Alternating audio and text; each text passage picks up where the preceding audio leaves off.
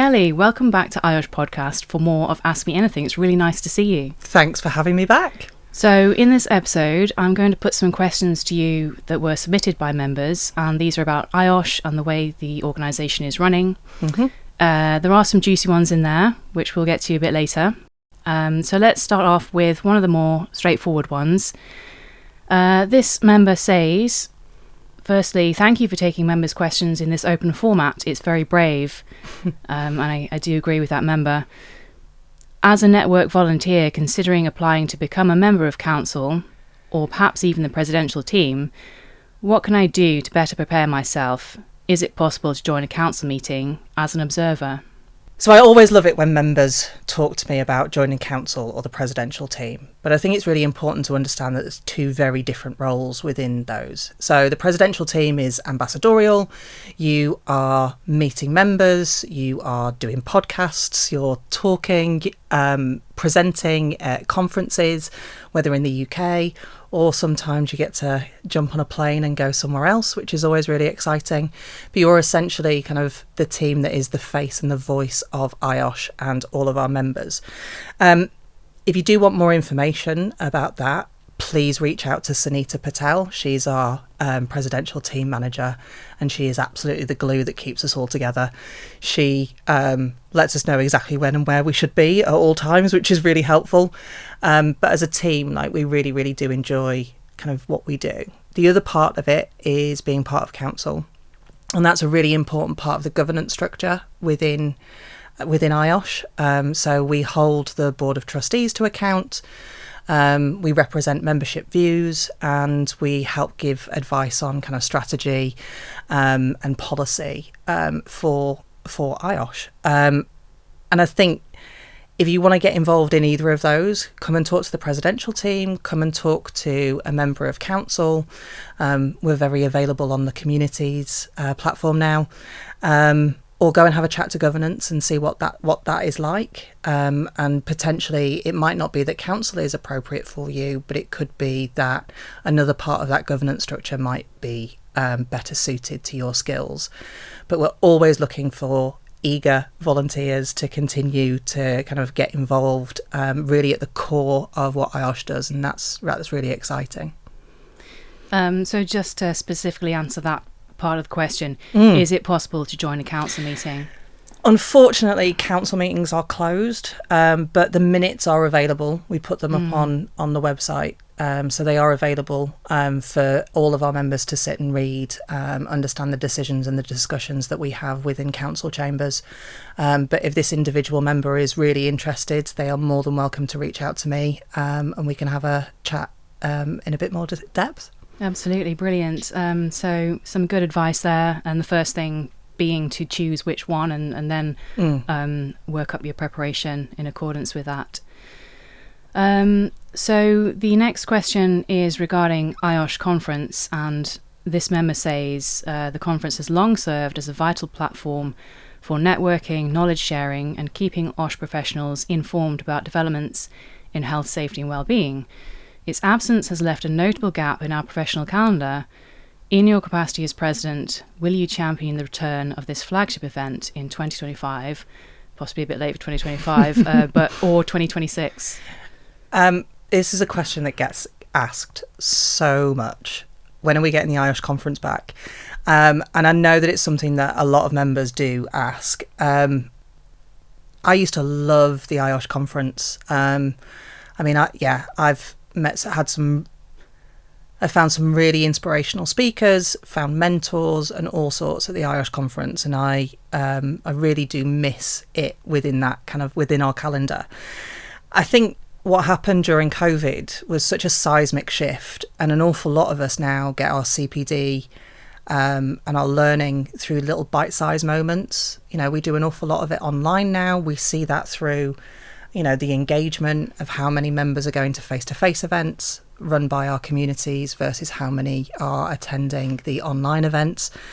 The convenience and flexibility and accessibility of being able to do stuff online is really different. And our membership is growing across the world.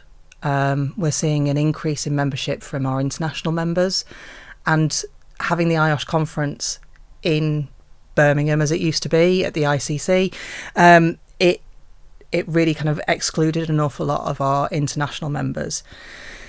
I think, I hate to say no, but it's not a no, it's more of I think we're doing things in a different way now.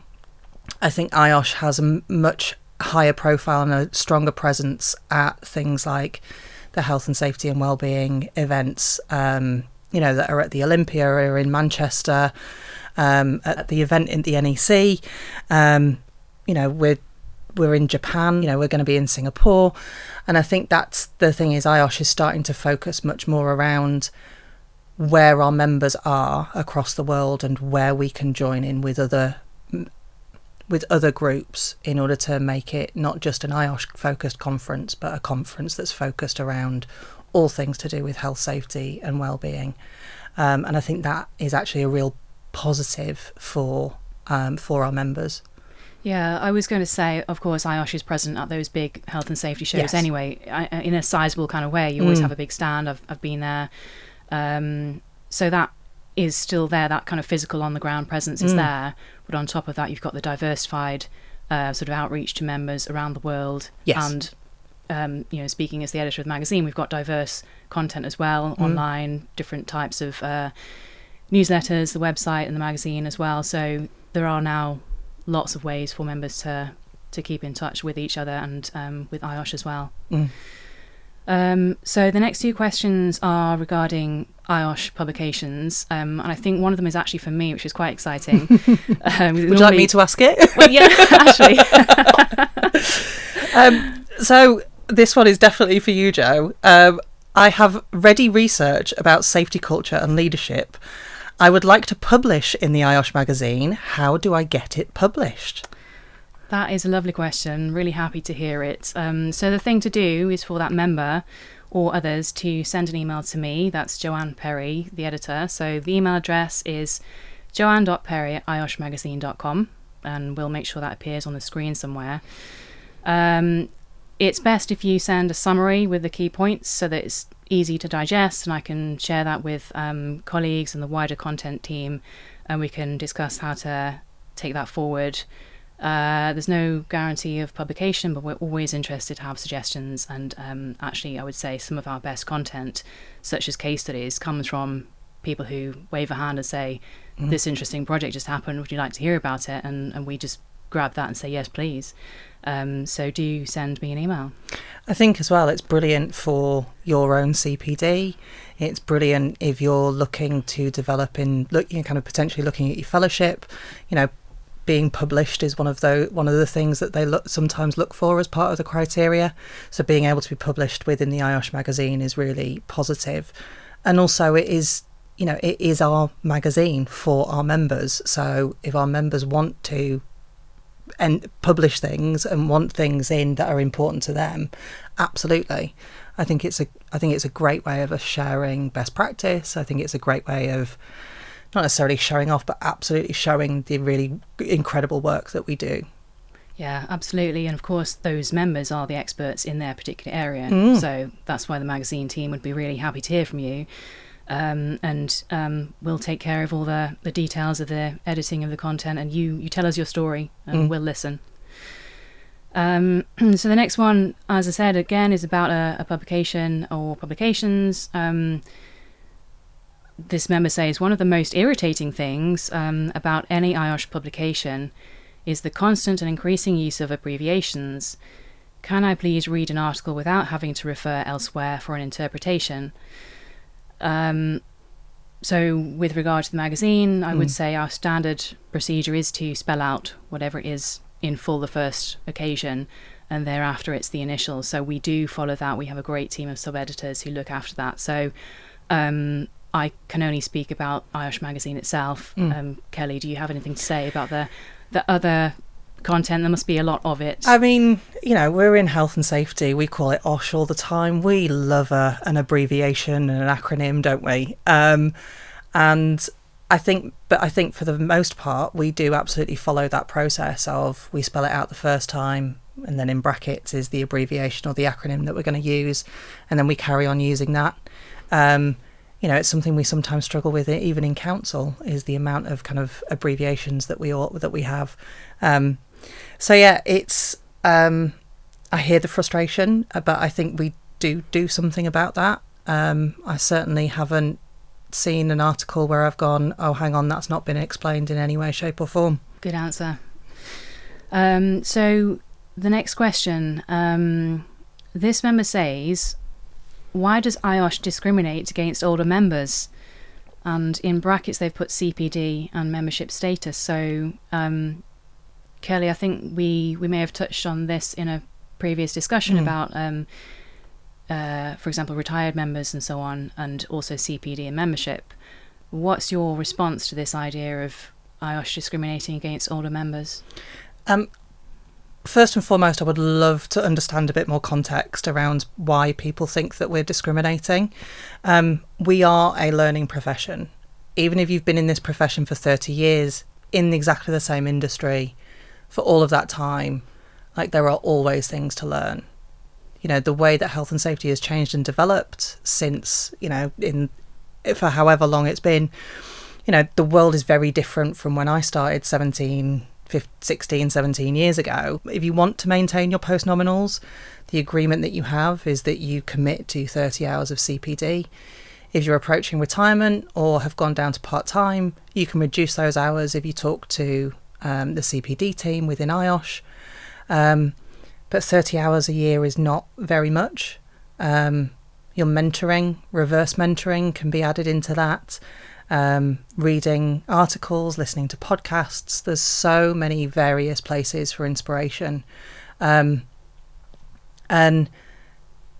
if a member feels very strongly that they are being discriminated against, they can absolutely reach out to me or reach out into Central IOSH for support and assistance with that as well. Yeah, great point to make. But, as you mentioned regarding CPD, it doesn't have to be dreary. No. Just a little bit of imagination, and you can be listening to the podcasts, watching videos, etc., etc. So possibly something that could be enjoyable. No, absolutely. I mean, it even doesn't have to be, things like, I don't know, air crash investigations, or there was a panorama a while ago around where the fun fairs are, where the fun fairs are safe. We can learn so much from lots of other kind of documentaries, and I've mentioned Ted Lasso countless numbers of times, but Ted Lasso, was a huge source of inspiration for me, and I really enjoyed it and brought a lot of learning from watching that into the way that I do safety. I think that there are always things for us to learn, and there are always potentially things for us to teach. If we think that we've finished learning, why don't you challenge yourself to go out and share your knowledge with your community or with other communities within IOSH. Start mentoring. If you're not doing that already, share that learning. Great advice. So this next question, I'm quite intrigued by this one. Why has IOSH changed so much at head office? I feel not for the better. It's very difficult to talk to people about any issues that we have. Kelly, what do you think about that? I think IOSH has changed in head office, but I think everywhere has changed. Post-COVID, there's an awful lot more hybrid working, flexible working, and that has absolutely extended to head office as well. But there are still people very much available for our members to talk to, whether that's through email, through the usual phone numbers. Customer service is absolutely available all the time. If people are having massive difficulty getting through or getting an answer, they can, escalate it up to me. They can reach out to me, and I can see whether I can have a chat with somebody centrally as well.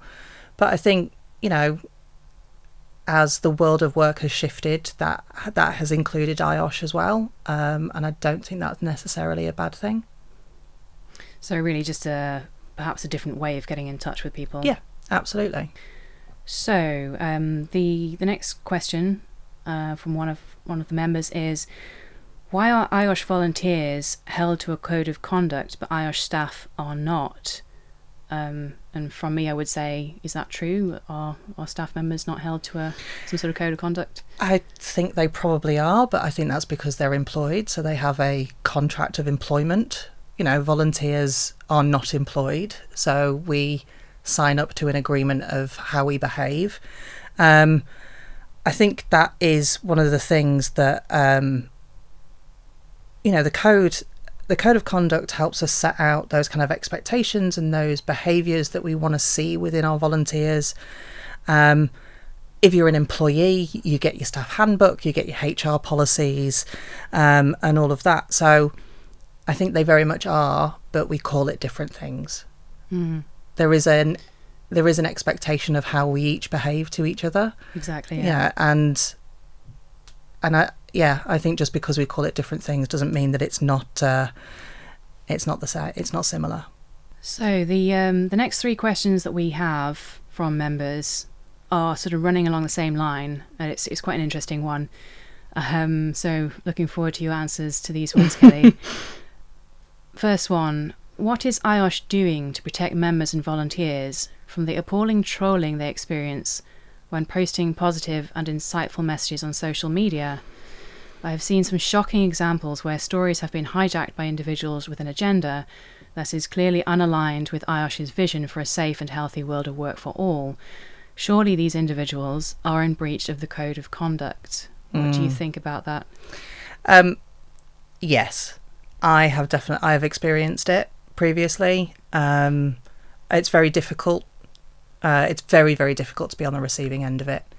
I remember posting literally the 4 words that was the theme for International Women's Day, and it was very much taken over by members and non-members who thought it was very appropriate to have a very direct trolling session on me. I found that very difficult, and I think one of the things that we sometimes forget is that it's very easy to fire something off on a keyboard or typing it out on your phone, and we forget that there are other human beings that are sacrificing their time and their energy to our cause. There are routes and there are ways for us to highlight, particularly if they are members. We do have a code of conduct. We do have a code of behaviour that we all sign up to as members of IOSH. And if there is a member of IOSH that is consistently trolling or saying really negative things, you are within your rights as another member, if you have concerns, to take screenshots and escalate that through our complaints process. Sometimes it's really difficult though, because you want to respond. But the difficulty is with the algorithms, the more you engage with it, the more it highlights and the more it shows it. And I constantly go back to don't feed the trolls, which can be really difficult not to, because you want to demonstrate that actually their information is wrong, or they are misquoting somebody, or they're misunderstanding something. Tone is really difficult to understand across text. So yeah, I think sometimes we do end up ignoring it rather than engaging with it because we don't want to continue to raise that profile. Yeah, I think it's quite complex in a number of ways, and I think what you just mentioned there about the algorithms, so true. Like that's kind of like working against you, isn't it, if you try and address it? But something else here is we're talking about how do you handle the internet and social media. And that is a huge question for every person who is online and every organisation. My view actually is that we should have some sort of like digital identification system, not exactly a license, but like an ID, so you can always be traced no matter what you say. So that's not clamping down on freedom of speech. It just means you are accountable for what you say. Yes. And then that might make people sit up and think, well, actually, do I want to say that? Yeah. I feel that anything that I've ever written down or said to somebody, I would be happy to say that to their face. And I think that's a good principle to stick to, rather than, firing off an angry tweet. So obviously we do want that kind of capacity for people to express their views, have freedom of speech. Completely. But ideally in that respectful way, and not all kind of like piling on in this way that happens, that the member is referred to in that question. And then obviously there is also the code of conduct to refer to if necessary. I guess that would be perhaps fairly an extreme case. Yeah, or somebody who is very consistent within, like is just consistently pulling members up or members down. We, as the presidential team, we are very, very conscious of it. We spend a lot of time on kind of LinkedIn. I tend not to go on Twitter, but we do spend a lot of time on the social media platforms, not always necessarily posting, but certainly keeping an eye out around other members and making sure that they're not being hijacked and they're not being trolled as well. I remember seeing one of our council members had posted about renewing their membership, and they were celebrating kind of their progress across throughout IOSH and through their membership, and somebody had posted something really kind of derogatory underneath around how long it had taken them to go from one level of membership to the next. I was sitting there going, no, and I couldn't help myself at that point. It was like, actually, no, members' journeys are their journeys. You have no idea. It took me 11 weeks to go from what would have been certified to chartered. That is not normal in any way, shape or form. It could take somebody years. It could take somebody, somebody may never want to progress past that because they're happy at that level, and that's fine. Maybe they're doing something else, like writing a best-selling novel, who knows? Exactly. Or maybe they have parents to look after, or children, or maybe there are other things going on in their lives that just mean that isn't a priority for them.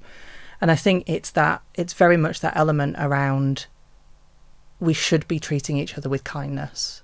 We are, around 50,000 people who all want the world to be safer and healthier for everyone, and we waste our time and energy pulling each other down. And we have much bigger things to be worrying about rather than pulling each other down. And I really don't. It frustrates me because I don't understand why we do it. We may disagree, and we can disagree well. I think at the minute, the environment certainly seems to be, we've lost the art of being able to discuss things that, I may sit on one side, you may sit on the other, but we've lost the ability to discuss and debate things in a way that doesn't end up being personal attacks. And I think that's a real shame. And I think it goes back to, it's really easy to fire something off in a heat of the moment, in a moment of anger or frustration. And I love that thing of, would I sit down and say that to somebody's face?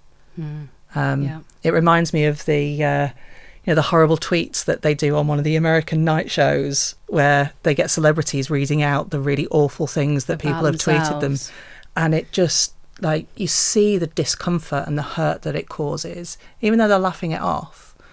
But you see that, and I think that's the thing, is we absolutely forget there's a human behind that screen.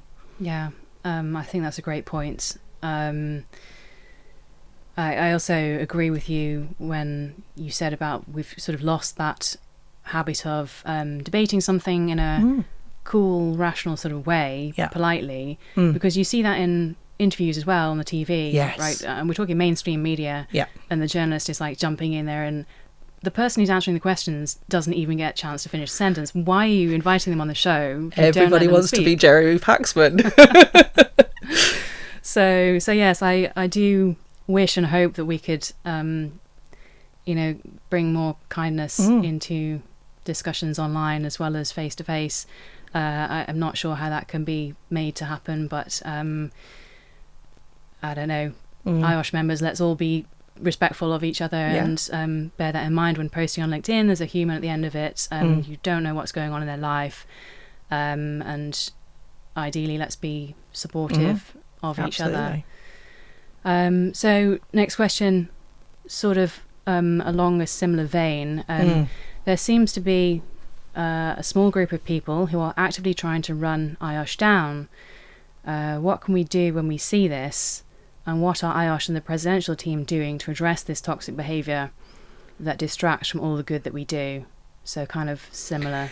Really similar. So I think it's important to understand that, you know, the engagement that IOSH has is actually is generally really, really positive. I think we tend to ignore. The presidential team certainly have a tendency, we won't do it in public, but we will reach out to that individual, especially if they're a member. We will generally reach out to them, whether that's through direct messages on LinkedIn or through email if we know them personally, and reach out and check in and see how they are and get the background or the understanding. We definitely seek to understand. I think as a presidential team, we can probably challenge ourselves to promote more of the positive of what we do.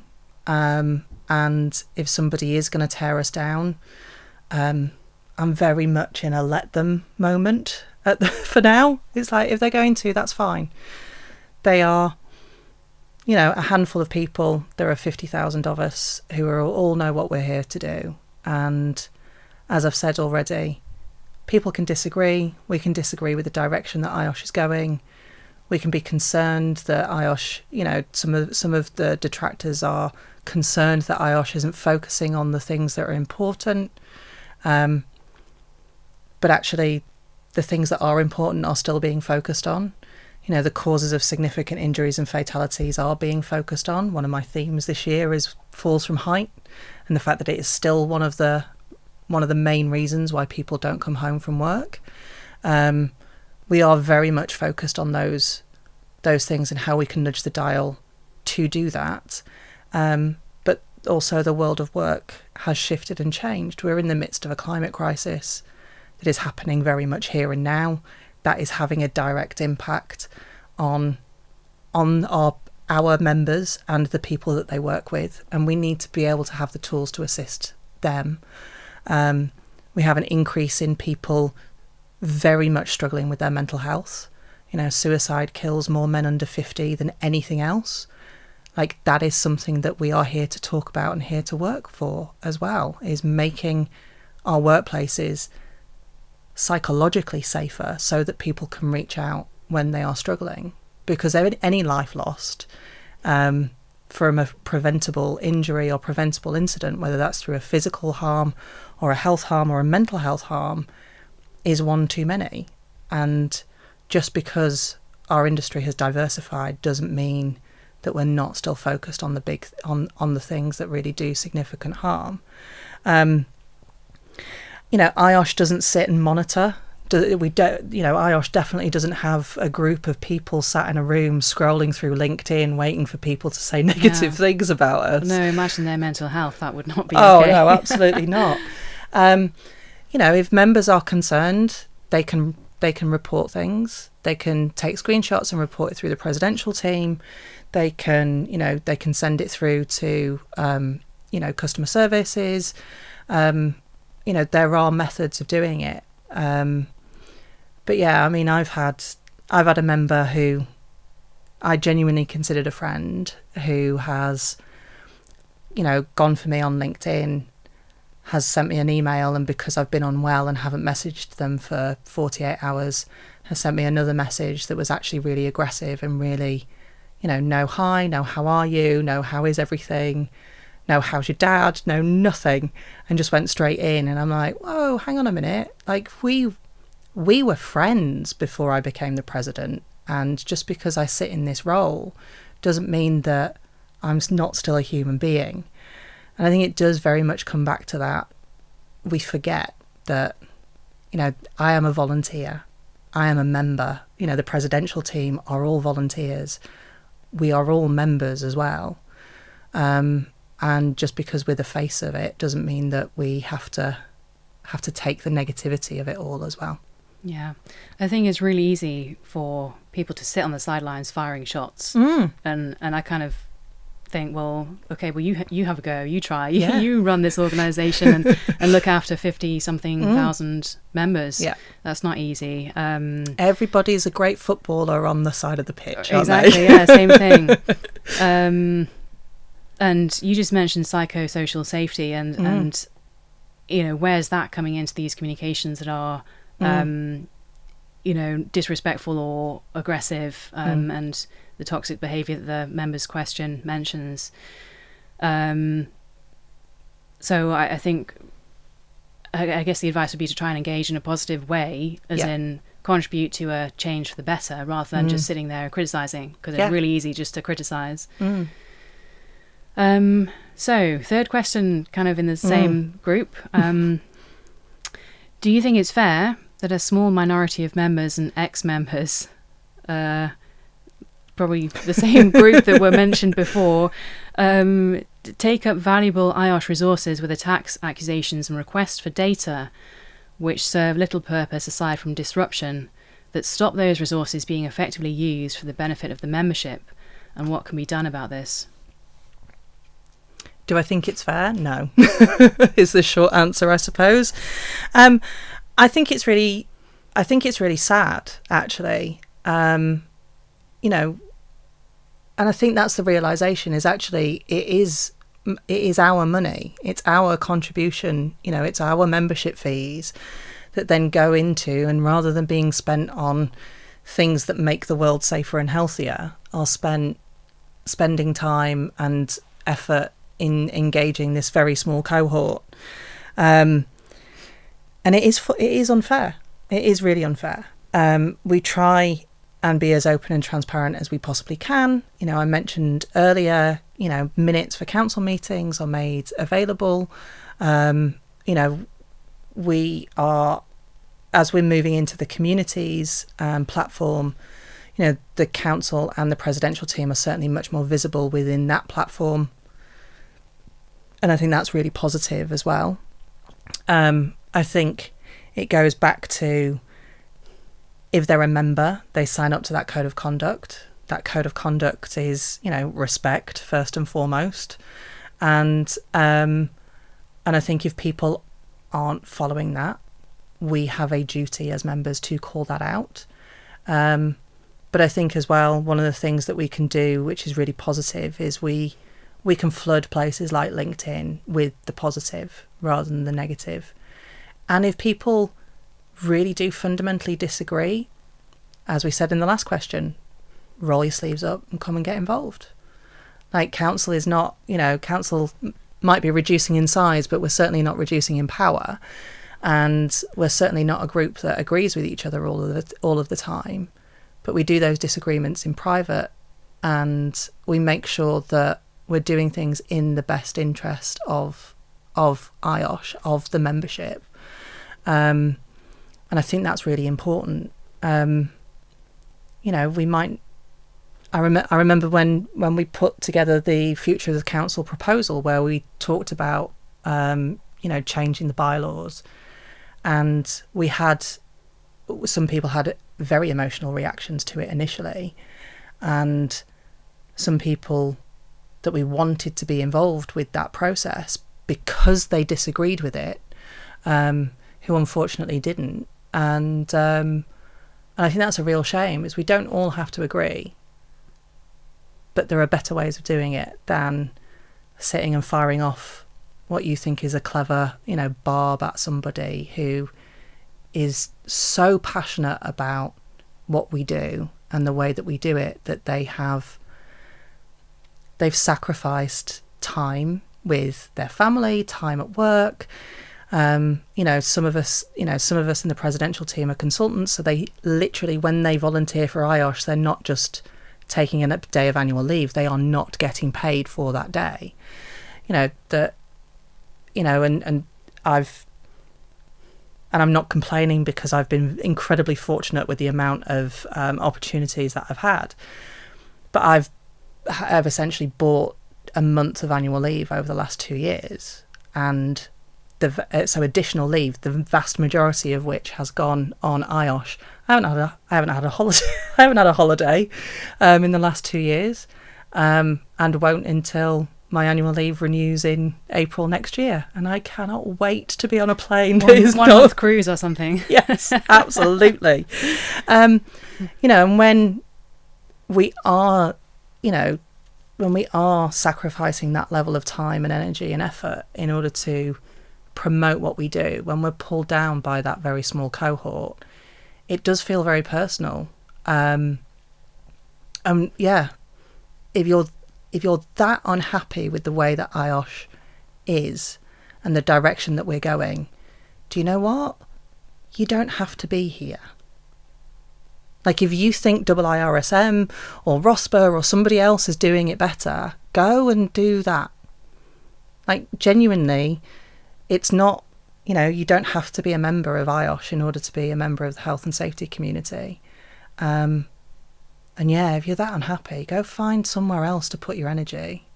But also I genuinely find it incredibly sad that we have people who would rather waste their energy in being so incredibly negative when they could be spending that energy making the world safer and healthier somewhere else with another membership body, or going out on their own. Like, go and do it elsewhere. Yeah. I think that point about wasting energy, that's something that I apply when I'm considering what's happening on social media. So I find myself observing and not engaging with a lot of social media now. So on LinkedIn, you'll see that has kind of morphed into this sort of like Facebook thing of professional people doing what you do on Facebook. And you'll see these great big conversations happening and people sort of arguing with each other. And I just observe this and I think, I'm not going to put my energy into that, because there's you're connected to the world when you're connected to the internet, and there's going to be someone who disagrees with you. Of course there is. So I don't tend to wade in and say my thing, and because you could spend 24 hours a day doing that. So I think there's a case for saying, choose how you spend your time and energy. Absolutely. And be really careful with your use of social media. And unfortunately, there is this sort of toxic behaviour that happens. I'm talking about the internet as a whole, not just any IOSH sort of conversations or platforms. That's there, unfortunately, and I think the only thing that we can do as individuals is to sort of like shield ourselves from that in a way. And you decide, are you going to step into that bun fight that's happening on LinkedIn, or are you just going to, a bit like meditation where you observe something happening and then you just let it float away? No, absolutely. You yourself, you're fine, you're protecting yourself. So there are a few kind of options and solutions to some of this stuff. Definitely. And we can't fix the internet, although I sometimes think it should be unplugged. Yes. So moving on to the next question, a different subject. You'll be relieved to hear, because we've done that stuff about toxic behaviour. Why doesn't IOSH lobby the government on the effects of, we're going to say it PIDA, on health and safety professionals? So I believe that's referring to the Public Interest Disclosure Act 1998. What are your thoughts on that, Kelly? My first thought is this could be a really interesting article for the magazine. Great. Just on PIDA. Send me an email, yeah? I will do, absolutely. I think it's really interesting. And IOSH isn't able to campaign on absolutely and utterly everything that we want to. We have limited resources, limited time. But as part of the strategy, as part of Activate 2028, they definitely focus on where we can influence as OSH and have that really positive impact.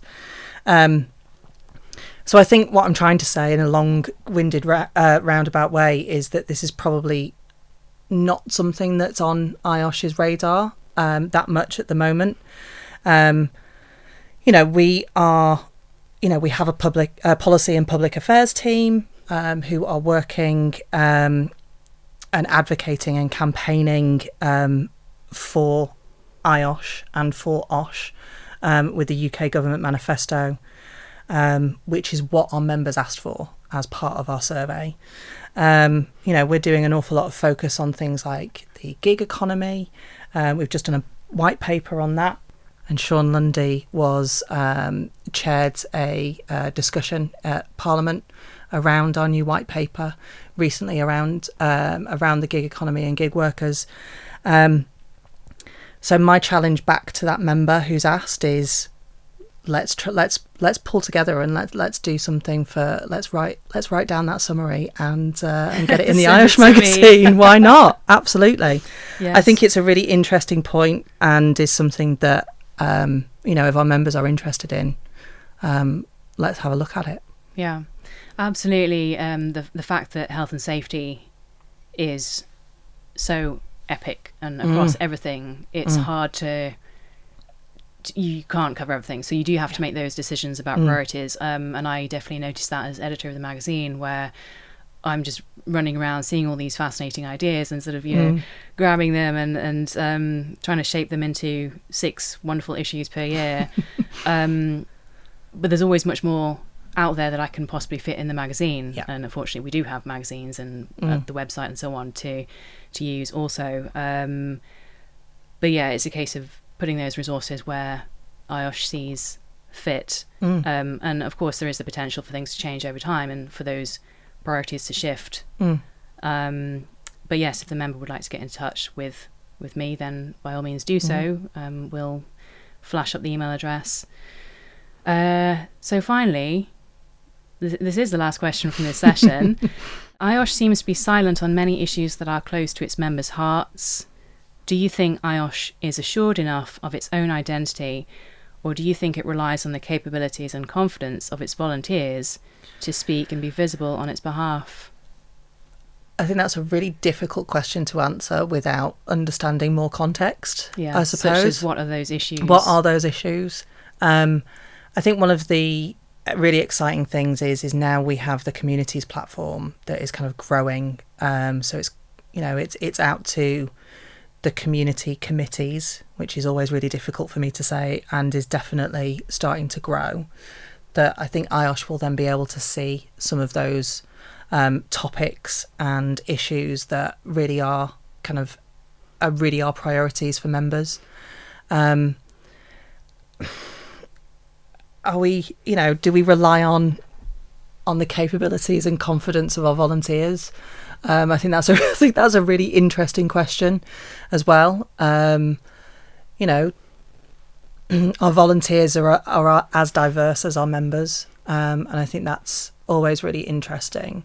But if there are things that are really important to members, and there are, and it's something that is not necessarily snowballing, but a lot of members are really interested or really passionate about something, come and talk to the presidential team, come and talk to council, go and talk to your community committee.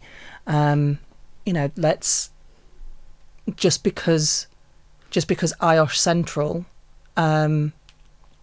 isn't necessarily focusing on it doesn't mean that we can't be doing something within those communities, whether it's online or part of people's CPD, or we can push for new things on Blueprint. We have a huge library of information on there. It's not just the IOSH magazine. We have an IOSH website. We have the IOSH magazine website where there are articles published more regularly. We can absolutely do small spotlights and focus on things. IOSH asks for feedback. We do the member surveys. We have, we have the ability to, ask the president anything in some cases when they're marginally insane and decide to do that. But there are lots of sources for members to communicate with IOSH about things that they're passionate about and things that they want to focus in on. So a very long roundabout way of saying, more context would have been really lovely. If there are things that you're really passionate about and you want to put your head above the parapet and you want to come and volunteer, IOSH didn't dictate what my themes were. My themes came from me. They are things that are important to me as a health and safety professional. Why don't you have a look at applying for president-elect for next time around. if it's something that you're really passionate about. We want to talk about lots of different things, but as we said earlier, there are finite resources, finite time, and I think that's where one of the exciting things with our communities really comes from, is the fact that there is so much more flexibility within those to do webinars, online discussions, debates, panel discussions as well on particular topics. I did one a little while ago with the Caribbean branch on being a woman in health and safety, and we looked at it from a completely global perspective, and that was really, really interesting. But was just done, and I say just in inverted commas, just done for the Caribbean branch, but because that was recorded, it's available for anyone and everyone to have a look at. So if there are things that people are interested in doing, roll your sleeves up, come and get involved. Yeah. Now, see, the Caribbean one, that's where you would really prefer it was not online. And oh, absolutely. You had to go there. Yes. It was just necessary, but it was unfortunately, no. It was also very, very late at night for us. So I think the message back to that member is to, if there is something specific that you want to bring to light, either for IOSH or IOSH Magazine, then let us know. The contact details are there. And I think my own point on that would be, what we're doing here with Ask Me Anything series. Here you are, Kelly, president of IOSH. You are very visible and very present, and you're here answering these questions submitted by members. We are answering all of the ones that were sent in to us, and they've not been, nothing has been excluded, nothing has been edited out. And so, that is not being silent, that is being really present and answering the questions. And I think, hopefully, members will be satisfied they've heard their questions asked and answered. So thank you so much for being here and answering these questions on IOSH in this episode, and we'll see you in the next one. Thanks for having me again. Thank you, Kelly. Thanks.